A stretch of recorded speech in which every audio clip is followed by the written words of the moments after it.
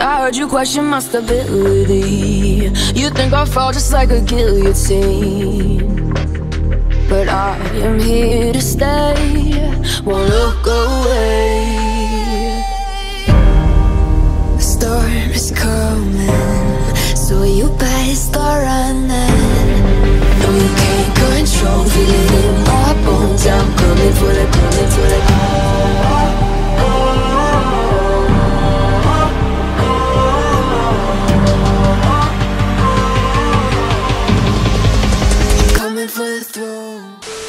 Looking to buy a new car. वैसे अगर 5 seater लेनी है तो बहुत सारे ऑप्शन है। You have the hatchback, sedans और द कॉम्पैक्ट एसयूवीज, लेकिन 7 सीटर में कुछ गिने चुने ऑप्शन है। या तो आप जाएंगे मिड साइज और फुल साइज एसयूवीज के लिए, या फिर MPVs, the multipurpose vehicles. Hello friends, मैं हूं आपका होस्ट दिव्यम और आप देख रहे हैं वाहू channel. And today we gonna talk about one of the most popular and probably the only contender in its category, Maruti Suzuki Ertiga. आती है बहुत सारे ऑप्शंस में, petrol, CNG, manual and automatic. Range शुरू होती है 8.5 लाख से for the LXi base trim and goes up to 11.5 lakh on road Chandigarh for the fully loaded ZXi plus variant with the automatic transmission. खैर हमारे पास यहाँ पे मैनुअल ट्रांसमिशन है with the top and ZXi plus trim. तो यहाँ पे हम सारे फीचर्स को डिटेल में देखेंगे। अगर आपको कोई पर्टिकुलर सेक्शन देखना है तो मैंने चैप्टर वाइज टाइमलाइन नीचे दी गई है, तो वहाँ पे आप जाके वीडियो को अपने हिसाब से देख सकते हैं। Let's start the video, but before that I would like to thank Autovogue Maruti Suzuki Panchkula showroom, जहाँ पे उन्होंने मुझे अलाउ किया है शूट के लिए। यहाँ पे मारुति की लेटेस्ट इन्वेंट्री आपको देखने को मिल जाएगी। Although this is the Arena showroom, Nexa वाली कार्स यहाँ पे नहीं मिलती, लेकिन जो भी आपको गाड़ी चाहिए यहाँ पे आके आप टेस्ट ड्राइव कर सकते हैं, बुक कर सकते हैं और जल्द से जल्द डिलीवरी एक्सपेक्ट कर सकते हैं। Now let's start the video. We will start with the front design। तो आप बीच में सुजुकी का लोगो देख सकते हैं। Left side and right side are studded chrome use for the front grill.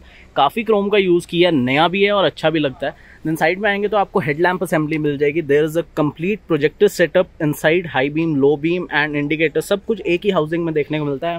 If I am not wrong, यहाँ DRLs मेरे को नहीं दिख रहे, तो शायद DRLs आपको टॉप वेरिएंट में भी देखने को नहीं मिलते। नीचे की तरफ आएंगे तो आपको फ्रंट फॉग लैम्प जरूर देखने को मिलते हैं, although they are halogen in type, लेकिन यहाँ पे आपको एक अच्छी कवरिंग दी गई है प्लास्टिक से, जो अगेन इसकी लुक में जो है ऐड कर रहा है। तो ओवरऑल अर्टिगा की फ्रंट लुक और आइसोमेट्रिक लुक मेरे को तो काफ़ी अच्छी लगी। काफ़ी कम यूज़ किया गया कट्स एंड क्रीजेस का। बोनेट पे भी आप देखेंगे तो काफ़ी कम लाइंस का यूज़ है, शार्प कट्स और क्रीजेस नहीं दिए गए, जिसकी वजह से मास को अपील करा जा सकता है। देन साइड की बात करेंगे तो अगेन एक प्लेन लुक है। टायर्स की भी बात करें तो there is a 185/65R15 size of wheel. जो आपको रिम दिया गया है वो थोड़ा सा एलॉय मुझे पर्सनली अच्छा लगा, शायद आपको लगे। मल्टी स्पोक एलॉय व्हील दिया गया। देयर आर 5 लग नट्स, क्योंकि वही है कि ग्रॉस वेट जो है इस गाड़ी का काफ़ी ज़्यादा होने वाला है, तो टायर्स को एक्सल के साथ बढ़िया पकड़ बनानी है। देन ORVMs की बात करें तो यहाँ पे आपको टर्न इंडिकेटर्स की माउंटिंग साथ में मिलेगी। These ORVMs are electronically adjustable and retractable, जो अभी हम अंदर से देखेंगे। Then there is a chrome door handle, और यहाँ पे आपको कीलेस एंट्री की वजह से की ज़रूरत नहीं पड़ेगी। Just press this button to lock and unlock the car. And आप साइज़ देखें कितना ज़्यादा बड़ा साइज़ दिया गया है, स्पेशली जो सेकेंड रो है उसके लिए बहुत बड़ा डोर साइज़ है, तो इनग्रेस और ईग्रेस आपका बहुत ज़्यादा ईजी होने वाला है। देन A पिलर तो आपका बॉडी कलर्ड है, लेकिन B pillar, C pillar and even the cornering D pillar, यहाँ पे भी आपको ब्लैक लुक मिल जाता है। एंड ओवरऑल अगर आप देखेंगे तो जो आपकी रूफ लाइन है वो ऑलमोस्ट फ्लोटिंग ही एंड हो जाती है, क्योंकि ये दोनों एरिया कनेक्टेड नहीं है, थोड़ा ब्लैक से सेपरेट किया गया। देन रियर में आएंगे तो the point of discussion are these LED tail lamps. सिर्फ इस एरिया में लाइट जलेगी, this is only for the show purpose. तो ओवरऑल जो टेल लैम्प्स हैं उनका डिज़ाइन भी अच्छा किया गया, और अब इनमें आपको LED कॉम्बिनेशन देखने को मिलता है, तो दूर से भी लाइट जो है वो अच्छे से ग्लो करती है। There is a smart hybrid badging, क्योंकि यहाँ पे आपको SHVS सिस्टम मिल जाता है, जो हम अंदर बैठ के अच्छे से डिटेल में डिस्कस करेंगे। Then again there is a chrome bar Suzuki logo. There is a rear wiper washer setup and rear defogger lines, अगर आप देख पा रहे हैं दीज ऑरेंज लाइंस। ऊपर की तरफ आपको हाई माउंट स्टॉप लैम्प देखने को मिल जाता है एंड अर्टिगा की बैजिंग आपको यहाँ दी गई है। वेरिएंट का डिस्प्ले यहाँ पे आपको कहीं देखने को नहीं मिलेगा। And there are parking sensors 1, 2, 3 and 4 parking sensors आपको देखने को मिलते हैं। And if there is a camera और not, I am not so sure. Yes, there is a camera, तो रिवर्स पार्किंग कैमरा आपको देखने को मिल जाता है, तो उसका डिस्प्ले डेफिनेटली आपको अंदर से देखने को मिल जाएगा। एंड ये सारी चीज़ें थी आपकी एक्सटीरियर की। तो आपको एक्सटीरियर से अर्टिगा कैसी लगी मेरे को आप कमेंट सेक्शन में बता सकते हैं। There is a fuel lid cover, यहाँ पे आपको 45 लीटर्स का टैंक देखने को मिल जाता है। And if we consider the mileage of 20 तो कंपनी क्लेम करती है, बट अगर हम 17 to 18 भी हाईवेज पे निकाल लेते हैं, चलो कम से कम भी नहीं तो 15 के आसपास तो हम निकाल ही लेंगे। सो यहाँ पे आपको ईजिली मैं कह रहा हूँ आपको 600+ किलोमीटर की रेंज देखने को मिल जाएगी। That means fuel stops at the fuel station.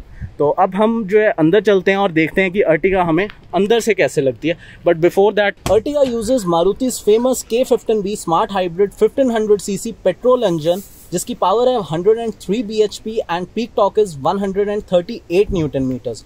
Fuel efficiency claim is 19 kilometre पर litre. Let's experience the boot area. तो यहाँ से आप इस लेवर को प्रेस कर सकते हैं और आपका बूट रिलीज हो जाएगा। And there is also a button to lock and unlock the boot. Open करेंगे, बहुत बड़ा बूट साइज है तो आपको थोड़ा पीछे हटना पड़ेगा ओपन करते हुए। और यहाँ पे आप स्पेस देखेंगे, दैट इज अट्रैक्टिव बिकॉज इतनी लंबी गाड़ी और 3 रो होने के बावजूद यहाँ पे जो आपको स्पेस देखने को मिलता है, दैट इज वर्थ अप्रिशिएटिंग। आपको साइड में अलग से एक एरिया मिल जाता है डेडिकेटेड आपकी टूल किट के लिए, और जो जैक वगैरह आपको व्हील रिप्लेसमेंट में हेल्प करता है, वो सारी चीज़ें यहीं पे प्लेस की गई हैं।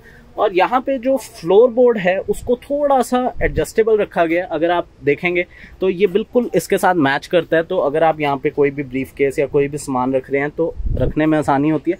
और अगर आप इन केस चाहते हैं कि थोड़े टॉल बैग्स रखने, इसको हटाइए यहाँ से और आप देख सकते हैं कि थोड़ा सा और डीप आपको स्पेस देखने को मिल जाता है, जहाँ पे आप और ज़्यादा बड़ा सामान रख सकते हैं। तो दोनों साइड के एडजस्टेबल हैं और बड़े ईजीली आपके इधर उधर एडजस्ट हो जाएंगे। ये थोड़ा सा गंदा है, प्लीज़ कोऑपरेट कीजिए क्योंकि एक डेमो व्हीकल है तो यूज़ होती रहती है, पूरी तरह से साफ़ नहीं है। लेकिन थोड़े से यहाँ पे प्रैक्टिकल पॉइंट्स एड्रेस करते हैं कि एक तो ये एरिया जो है आपको काफ़ी बड़ा देखने को मिलता है, लेकिन छोटा सा यहाँ पे एक मैं आपको कह सकता हूँ कि आपको थोड़ा देखने में लग सकता है कि ये काफ़ी बड़ा है, लेकिन अभी तो इसको हमने फोल्ड किया ही नहीं।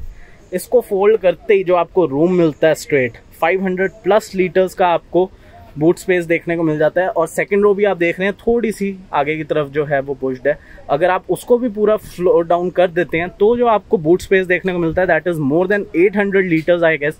तो बहुत अच्छा स्पेस देखने को मिल जाता है। आई मीन हर समय तो आप जो है 7 लोगों को कैरी नहीं कर रहे होंगे, तो मोस्टली आप इस एरिया को जो है डाउन करके, इन दोनों सीटों को डाउन करके आप ज़्यादा बड़ा बूट स्पेस एक्सेस कर सकते हैं। एंड अगर आप कहें कि हाँ 7 लोग बैठे हुए हैं तब कैसा एक्सपीरियंस रहेगा, तो आप देख सकते हैं जैसे थर्ड रो जो है वो रिक्लाइनिंग है और थोड़ी पीछे को आ जाती है, तो ऊपर आते आते ये एरिया जो है वो वैसे ही ना के बराबर हो जाता है। तो आप बहुत कम सामान यहाँ पे होल्ड कर पाएंगे, तब ज़्यादा सामान नहीं हो सकता। तो या तो 7 लोगों को कैरी कीजिए या फिर 5 लोगों के साथ बड़ा बूट स्पेस आपको देखने को मिल जाता है।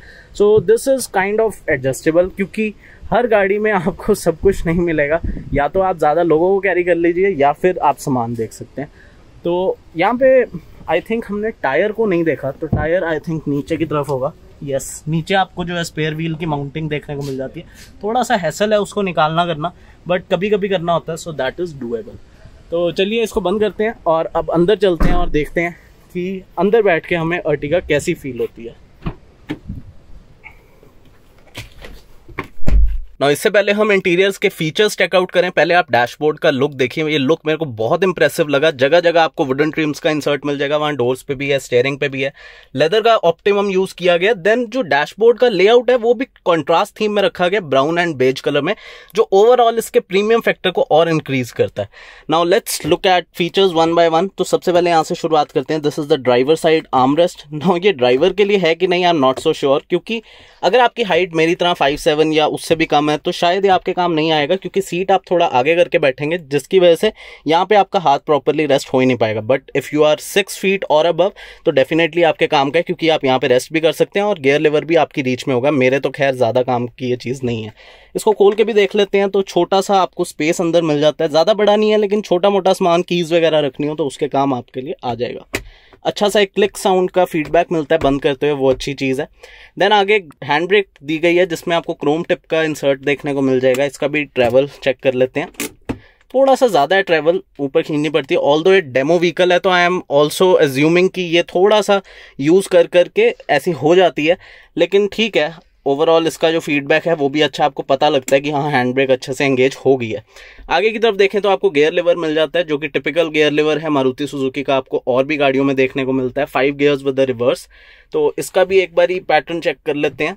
तो अच्छी साउंड है इसकी, और ये सारी चीज़ें ना मैं अपने ड्राइव रिव्यू में दिखाता हूँ, जहाँ पे मैं आपको गियर लिवर, क्लच और स्टीयरिंग का बेसिक रिस्पांस और फीडबैक जो है ज़्यादा डिटेल में बताता हूँ। तो वो देखना हो तो लिंक आपको डिस्क्रिप्शन बॉक्स में मिल जाएगा।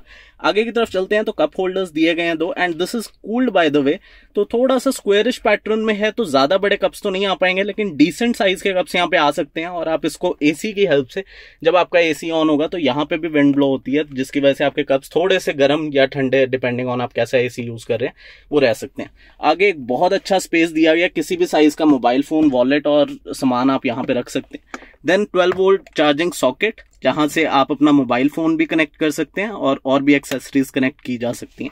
Then there is the USB and aux port, तो दोनों आपको यहाँ पे मिल जाते हैं। और मेरे को अच्छा लगा कि यहाँ पे एक कवर दिया गया, ऑल्दो इसके ऊपर लिखने की शायद इतनी जरूरत नहीं थी, क्योंकि बार बार यूज करेंगे तो आपको पता लग ही जाएगा कहाँ पे कौन सा पोर्ट है, लेकिन कवर दिया है वो एक चीज अच्छी लगती है। ऊपर की तरफ आएंगे तो आपको एसी यूनिट देखने को मिल जाता है। तो सबसे पहले मैं यहाँ से कार को ऑन कर लेता हूँ। तो ऑटोमेटिक क्लाइमेट कंट्रोल आपको देखने को मिल जाता है। Just press the auto button and sit back and relax, क्योंकि यहाँ पे आपका कैबिन जो है कंडीशन हो जाएगा अपने आप, आपको कोई जरूरत नहीं है इसको मैन्युअली कंट्रोल करने की। सबसे पहले आपकी फैन स्पीड, जैसे आप देख रहे हैं कि फुल पे ही रहेगा ब्लास्ट आपका, और धीरे धीरे कम करेगा जैसे इसको लगेगा कि कैबिन ठंडा हो चुका है। तो यहाँ पे आवाज़ बहुत आ रही है, तो मैं फैन स्पीड खुद कम कर देता हूँ। जैसे ही आप इन दोनों नॉब्स को छेड़ते हैं तो ऑटो अपने आप कैंसिल हो जाता है, जैसे कि आप देख सकते हैं। तो इसको ऑटो पे रखिए, अपने आप ये कैबिन को जो है कंडीशन कर देगा। थोड़े टाइम बाद अपने आप फैन स्पीड और टेम्परेचर को ये चेक कर लेता है। देन यहाँ के कंट्रोल्स की बात करें तो बेसिक सा सेटअप है, ये सब आपको पता ही है, तो इसको बताने का कोई फायदा नहीं है। लेकिन अगर बटन्स की बात करें तो हाँ, एक अच्छा फीडबैक है। और यहाँ पे आपको लाइट भी दी गई है एसी में और फ्रंट विंडशील्ड डीफॉगिंग में, तो वो भी एक अच्छी चीज़ है। ऊपर की तरफ आते हैं तो आपको हैजार्ड लैंप्स का बटन देखने को मिल जाता है। तो ये आपके हैजार्ड लैंप्स ऑन हो गए, और साथ में आपको इंटरनल सिक्योरिटी सिस्टम की लाइट जो है वो ब्लिंक करती हुई दिख जाएगी। अब के लिए मैं एसी बंद कर देता हूँ क्योंकि नॉइज बहुत आ रही है। लेकिन हाँ, ब्लास्ट की अगर हम बात करें, वो हमने नहीं की कि ब्लास्ट आपको कैसा आ रहा है। मैं यहाँ पे सीट पूरी पीछे करके बैठा हूँ, उसके बावजूद भी यहाँ पे जो ब्लास्ट है वो मेरे मुंह तक आ रहा है, बिल्कुल पीछे तक आ रहा है, जो कि एक अच्छी बात है। तो आप फ्रंट कैबिन की बात करें तो ऑल्दो एक बड़े साइज का कैबिन लगता है, लेकिन जो एसी है उसको भी अच्छे से कन्फिगर किया गया है कि यहाँ पे पूरा कैबिन आपको जल्दी से कूल होता हुआ दिख जाएगा। ऑल्दो यहाँ पे हवा बहुत ज़्यादा आप ये नहीं एक्सपेक्ट कर सकते कि बहुत जल्दी कूलिंग कर देगा, क्योंकि कैबिन का साइज़ बड़ा है, लेकिन ब्लास्ट इतना अच्छा है कि आपको कोई दिक्कत नहीं होगी। ऊपर की बात करें तो यहाँ पे आपको टच स्क्रीन मीडिया सिस्टम मिल जाता है देखने को, जहाँ पे आपको एंड्रॉयड ऑटो, एप्पल कारप्ले और ये सारे से सिस्टम्स देखने को मिल जाएंगे। This is the top end variant, जहाँ पे आपको ये स्क्रीन देखने को मिल जाती है। So there are lot of options, there is a navigation, data call करनी है आपने, म्यूजिक सिस्टम और मीडिया को देखना है, वो सारी चीजें। There is a volume button, इधर आपको कुछ सेटिंग्स देखने को मिल जाएंगी। तो बेसिक से सेटिंग्स हैं, डिस्प्ले, क्लॉक, लैंग्वेज, ये सारी चीजें जो मोस्टली आप यूज करते ही नहीं है, तो इनको बताने का कोई फायदा नहीं है। ऊपर की तरफ देखते हैं, this is the home button, तो यही होम स्क्रीन है, यहाँ पे आपको टाइम देखने को मिल जाएगा। और अगर मैं यहाँ पे आपको मीडिया का थोड़ा फीडबैक दूं तो मैंने यूएसबी इंसर्ट कर दिया, तो यहाँ पे हम 2 चीज़ें देख लेते हैं। सबसे पहले तो मैं आपको सॉन्ग्स दिखा देता हूँ। तो बेसिकली आपको सारा फोल्डर सेटअप और जो भी आपने यूएसबी में स्टोर किया वो सारा आपको यहाँ पे देखने को मिल जाएगा। हम एक वैसी सॉन्ग को प्ले करके देख लेते हैं, थोड़ा आवाज़ का भी पता लग जाएगा।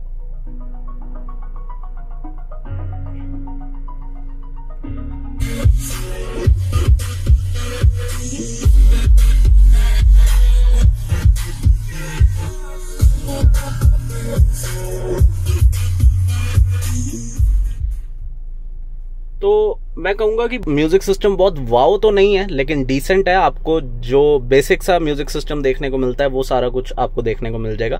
There is a 4 speaker system, 4 बड़े स्पीकर आपको जो है डोर की नीचे माउंट हुए हुए मिल जाते हैं, और 2 ट्विटर्स हैं जो आपको यहाँ पे डोर साइड पे माउंट हुए दिख जाते हैं। तो ओवरऑल एक अच्छा एक्सपीरियंस दे सकते हैं ये। देन एक और चीज़ है, अगर आपके पास यूएसबी में कोई वीडियो भी है तो आप वो भी प्ले कर सकते हैं। तो मैंने वैसी सैंपल के लिए एक वीडियो रखा हुआ है, तो आप देख सकते हैं। तो यहाँ पे आप वीडियो को भी प्लेबैक कर पाएंगे, तो वो एक अच्छी चीज़ है। स्क्रीन कोई बहुत बड़ी नहीं है साइज में, तो आपको बहुत ज़्यादा मैं कहूँगा कि अच्छा एक्सपीरियंस आप जो सोच रहे हैं कि हाँ वो, लेकिन मारुति सुजुकी ने कोशिश की है कि आपको एक बेसिक सा सेटअप यहाँ पे दिया जाए, जो आपके सारे प्रैक्टिकल चीज़ें हैं वो यहाँ पे कवर की जाती हैं। तो वो सब कुछ है, आपको नेविगेशन चाहिए, स्मार्टफोन कनेक्टिविटी चाहिए, वो सारा कुछ यहाँ पे देखने को मिल जाता है। मेरे ख्याल से ऊपर एक स्लॉट है जहाँ पे आप मेमोरी कार्ड इंसर्ट करके इनबिल्ट नेविगेशन का भी मजा ले सकते हैं। तो वो सारी चीज़ें हैं। एंड अगर इसकी बात करें तो बेसिकली ये फ्लोटिंग टाइप डिज़ाइन में आपको दिया हुआ है, ऐसा लगता है कि बाहर ये थोड़ा सा यहाँ पे रेस्ट कर रहा है। तो ये सारी चीज़ें अच्छी देखने को मिलती हैं। देन इस एरिया पे आते हैं और स्टीयरिंग व्हील की बात करते हैं। ये मेरे को बहुत ज़्यादा अच्छी चीज़ लगी अर्टिगा की, एक बहुत ही प्रीमियम लुकिंग स्टीयरिंग व्हील आपको देखने को मिलता है। Although there is use of plastic here and there, लेकिन आपको क्रोम का भी यूज देखने को मिल जाता है। साइड में वुडन ट्रिम्स दिए गए हैं और यहाँ पे आपको बेसिक से जो भी आपके स्टीयरिंग माउंटेड कंट्रोल्स हैं वो देखने को मिल जाते हैं, जो मीडिया की कनेक्टिविटी के लिए बेसिकली। तो आपको मोड चेंज करना हो, AM, FM, USB, ऑक्स, वो सारी चीज़ें आप यहाँ से कर सकते हैं। वॉल्यूम अप डाउन बटन है तो आप वो भी कर सकते हैं। And after that there is a media track selection previous और नेक्स्ट करने के लिए, म्यूट बटन, और आपको कॉल को रिसीव एंड और वॉइस असिस्ट के कमांड्स यहाँ पे नीचे देखने को मिल जाते हैं। This steering wheel is tilt adjustable, तो जैसे आप इस नॉब को जो है रिलीज करते हैं तो ये आपका एडजस्टेबल है। ऑल्दो टेलीस्कोपिक एडजस्ट नहीं मिलेगा, आप अपने पास और दूर नहीं कर सकते इसको, लेकिन बेसिक एडजस्ट आपको देखने को मिल जाता है। देन वाइपर के कंट्रोल्स आपको यहाँ पे देखने को मिल जाते हैं। कोई ऑटोमेटिक वाइपिंग नहीं है, तो आपको मैनुअली कंट्रोल करना पड़ेगा। तो एक बारी करके भी देख लेते हैं कि विंड स्क्रीन आपका ठीक ठाक ब्लास्ट है। वाइपर भी आप देख सकते हैं पूरा ऊपर तक जो है कंट्रोल करें। सिर्फ वो छोटा सा एरिया, पता नहीं आप कैमरा में देख पा रहे हैं कि नहीं, वो छूट जाता है थोड़ा सा, तो वो हर कार में ही है। लेकिन इधर का आपको सारा का सारा जो डिस्प्ले है वो सारा आपका क्लीन हो जाता है विंडशील्ड। इधर आएंगे तो आपको हेडलाइट के कंट्रोल मिलेंगे और यहाँ पे आप देखेंगे तो आपको फॉग लाइट भी देखने को मिल जाएगी। फ्रंट फॉग लाइट्स आपको मिलती हैं, तो वो सारी चीज़ें हैं। सामने की तरफ आएंगे तो ये आपकी है ड्राइवर इंस्ट्रूमेंट क्लस्टर। तो इधर की तरफ आपको टेकोमीटर दिया गया, उधर आपको स्पीडोमीटर दिया गया। इंजन कूलेंट का टेम्परेचर नॉब जो है वो उधर है और फ्यूल गेज जो है वो उधर दी गई है। बीच में एक छोटी सी TFT स्क्रीन है। तो ये दो नॉब्स जो आपको मिलती हैं on the right side and left side, उससे आप कंट्रोल कर सकते हैं। लेफ्ट साइड से तो आपका जो ट्रिप A और ट्रिप B है सिर्फ वो कंट्रोल होता है। राइट साइड में बहुत सारे ऑप्शन हैं। सबसे पहले आपको ये जो इंजन मोटर बैटरी का कॉम्बिनेशन दिख रहा है, this is because Ertiga also houses SHVS system, जो शायद पहली बार आपने सियाज में देखा होगा। तो उससे हेल्प ये हो जाती है कि इंजन में तो पावर है ही है, जैसे ही आप एक्सेलरेटर को थोड़ा सा ज्यादा प्रेस करते हैं तो मोटर और बैटरी के कॉम्बिनेशन से एक एडिशनल आपको कह लीजिए कि पंच मिलता है, जिसकी वजह से आप जल्दी एक्सेलरेट कर पाते हैं, जिसको हम टॉर्क असिस्ट कहते हैं। एंड ऑल्सो जब भी आप यहाँ पे एक स्विच देखेंगे, आइडल स्टार्ट स्टॉप बटन, तो इसको अगर आप ऑन रखते हैं तो ऐसे में जब भी आप ब्रेक दबाएंगे ट्रैफिक में तो आपकी गाड़ी अपने आप ऑफ हो जाएगी, और जैसे ही आप क्लच पे पैर रखते हैं दोबारा तो दोबारा से गाड़ी ऑन हो जाती है। तो वो बेसिकली आपकी माइलेज को इम्प्रूव कर देती है। तो वो सारी चीज़ें आपको यहाँ पे SHVS सिस्टम में देखने को मिल जाती है। तो और कौन कौन से फीचर्स हैं इसमें वो भी क्विकली देख लेते हैं। तो ये तो आपका नॉर्मल डिस्प्ले हो गया, okay. Then there is the average fuel economy और रेंज, जो भी आपकी आप फ्यूल आपका जितना भी भरा हुआ था उसमें कह रहा है 45 किलोमीटर चल सकता है, डिपेंडिंग ऑन आप कितनी माइलेज निकाल पाते हैं। Then there is lot of instantaneous fuel efficiency, और आपकी स्पीड क्या रही, एवरेज स्पीड क्या है, वो सारी आप चीजें देख सकते हैं। तो बेसिकली अगर आप बहुत ज्यादा स्टैटिस्टिक्स और एनालिसिस में विश्वास रखते हैं तो ड्राइविंग करते हुए ये सारी चीजें आपको एंगेज रखती हैं, और आप थोड़ा सा इसको देख देख के अपनी ड्राइविंग हैबिट्स को भी इंप्रूव कर सकते हैं कि हाँ, अब तक मैं 12 kmpl तक की एवरेज निकालता था, अब मैं 13 के लिए जो है और अच्छी गाड़ी चलाऊंगा। तो वो सारी चीजें यहाँ से कंट्रोल हो सकती हैं। तो ओवरऑल हमने यहाँ के सारे फीचर्स देख लिए। यस, एक ग्लव बॉक्स रह गया तो वो भी देख लेते हैं। ग्लव बॉक्स ज्यादा बड़े साइज का नहीं है, बहुत कम सामान यहाँ पे आपको देखने को मिलता है। तो वो सारी चीजें, और दूसरा ना इसका फीडबैक भी बहुत लैगिंग सा है, क्लोजिंग भी बहुत एश्योरिंग नहीं है इसकी। तो ग्लव बॉक्स डेफिनेटली थोड़ा इंप्रूव किया जा सकता है। ऑल्दो डैशबोर्ड इतना बड़ा ह्यूमंगस सा लगता है ना कि लगता है कि हाँ, ग्लव बॉक्स भी काफी बड़ा दिया होगा, लेकिन ऐसा कुछ है नहीं। ऊपर की तरफ देखते हैं तो यहाँ पे ड्राइवर साइड में आपको सिर्फ एक टिकट होल्डर देखने को मिलता है। Then there is a IRVM, जो आपको ऑटो तो नहीं लेकिन मैनुअली आप इसको जो है डे और नाइट में जो है इसको स्विच कर सकते हैं। ऊपर की तरफ देखेंगे तो यहाँ पे आपको लाइट्स देखने को मिल जाती हैं। This is on, this is normal, this is of. तो वो सारी चीजें आपको देखने को मिल जाएंगी। देन ड्राइवर साइड में आपको एक वैनिटी मिरर भी देखने को मिल जाता है। इसके सेफ्टी की भी बात कर लेते हैं। तो यहाँ पे आपको dual channel airbag, ABS, EBD, brake assist, engine immobiliser, isofix, child seat mounts, rear parking sensor, central locking, reverse parking camera, ये सारी चीज़ें आपको एज स्टैंडर्ड देखने को मिल जाती हैं। स्टैंडर्ड तो नहीं कहेंगे, ZXi प्लस में आपको ये फुल सिक्योरिटी और सेफ्टी सिस्टम्स देखने को मिल जाते हैं। देन ओवरऑल हमने इस सारे एरिया की बात कर ली, अब एक बारी सीट की भी बात कर लेते हैं। सो जिस सीट पे मैं बैठा हुआ हूँ मैं नहीं कहूंगा कि बहुत ज्यादा कंफर्टेबल है। उसका रीजन है कि पहली बात तो because this is a demo vehicle, यहाँ पे आपको सीट कवर्स देखने को मिल जाते हैं। अगर आप नेकेड सीट में देखेंगे तो जो बोल्स्टर्स हैं, जो आपका इस एरिया में सीट बाहर आ रही है या फिर थाई एरिया से बाहर आ रही है, वो थोड़ा सा और ज्यादा कुशनी किया जा सकता है, जिसकी वजह से आपको सीट पूरा ग्रैब कर लेती है। क्योंकि जब भी आप कॉर्नर लेते हैं और खास करके हिल ड्राइविंग में, ये पॉइंट मैंने अपने ड्राइव रिव्यू में भी उठाया कि जब भी कार आपको एक कॉर्नर में एक साइड को थ्रो करती है, ये बोल्स्टर्स ही आपको सीट के साथ इंटैक्ट रखते हैं। क्योंकि ड्राइवर तो शायद फिर भी स्टीयरिंग व्हील को पकड़ के यहीं रहेगा, लेकिन को पैसेंजर जो है उसमें एक हिलजुल आती है, तो सीट्स और बेटर की जा सकती थी। ऑल्दो अगर इसकी एडजस्टमेंट की बात करें तो ये शायद हाइट एडजस्टेबल है। Yes, it is height adjustable. और सच बताऊं तो इतना ज्यादा रूम आपको हेडरूम देखने को मिल जाता है। आई एम ओनली 5'7", अगर आप 6 फुट या उससे ज्यादा का भी आदमी यहाँ पे बैठता है तब भी आप इमेजिन कर सकते हैं यहाँ पे बहुत ज्यादा रूम दिया गया। So this is a tall car, जिसकी वजह से हेडरूम में आपको कोई दिक्कत नहीं होने वाली। और जो सीट की विड्थ है दैट इज ऑल्सो एडिक्वेट। अगर आप ज्यादा बड़े फ्रेम के आदमी हैं तो भी आपको यहाँ पे कोई दिक्कत फील नहीं होगी।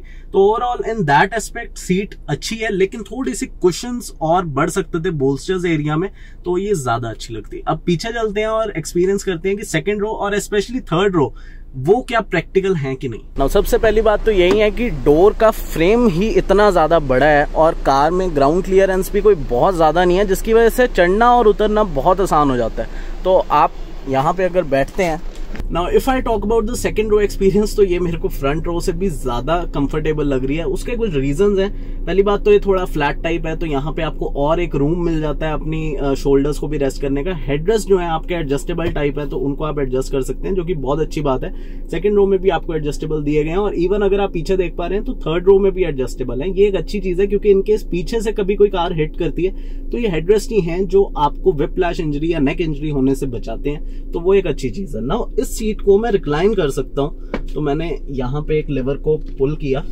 और ये आप देख सकते हैं मैंने फुल रिक्लाइन कर दिया।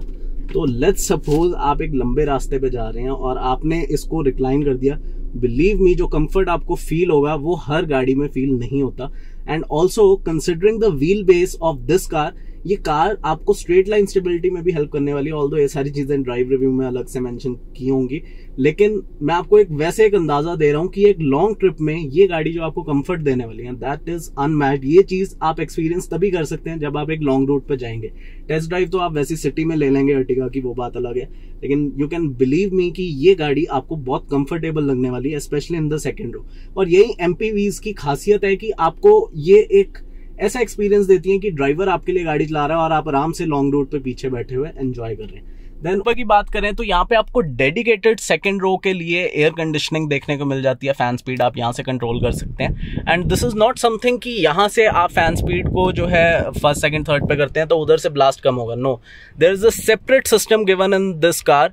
तो यहाँ पे आपको अलग से एक सेकंड रो के लिए अलग से कंडीशनिंग देखने को मिल जाती है। 4 वेंट्स हैं, जिसकी वजह से उधर का आदमी, बीच का आदमी और जहाँ मैं बैठा हूँ सारे अलग अलग कंडीशनिंग एंजॉय कर सकते हैं। और क्योंकि ये ओवरहेड है तो कंडीशनिंग और ज़्यादा अच्छी आपको देखने को मिल जाती है।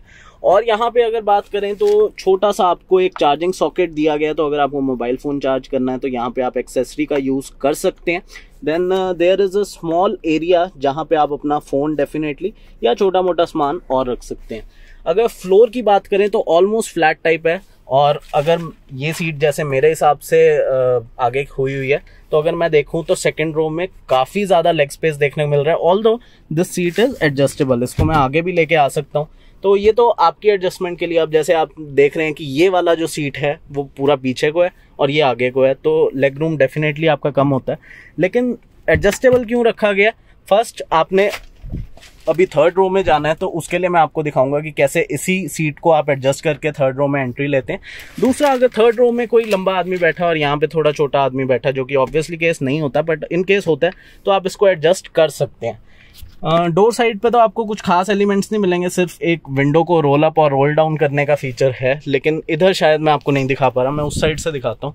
विंडो साइज इज ह्यूमंगस, जिसकी वजह से अंदर बैठ के आपको बाहर का एरिया जब तक दिख रहा है ना, तो गाड़ी आपको स्पेशियस फील देती है। गाड़ी अंदर से कितनी स्पेशियस है वो एक चीज़ होती है, लेकिन जितना ग्लास एरिया बढ़ता जाता है तो उससे आपको एक और ज़्यादा रूमी कैबिन जो है उसका एक्सपीरियंस देखने को मिलता है। आपने देखा होगा कि जिन कार्स में सनरूफ या पैनोरामिक सनरूफ होती है वो और ज़्यादा रूमी मिलती है, क्योंकि जितना बड़ा ग्लास एरिया उतनी बड़ी गाड़ी अंदर से फील होती है। और तो यहाँ पे ज़्यादा एलिमेंट्स नहीं है। हाँ, ये एक आर्मरेस्ट जरूर दिया गया है, तो एक अच्छा ऑप्शन है। लॉन्ग ट्रिप्स पे आप जा रहे हैं तो आप आर्मरेस्ट का भी यूज़ कर सकते हैं। तो ये होगी ओवरऑल सेकंड रो की बात।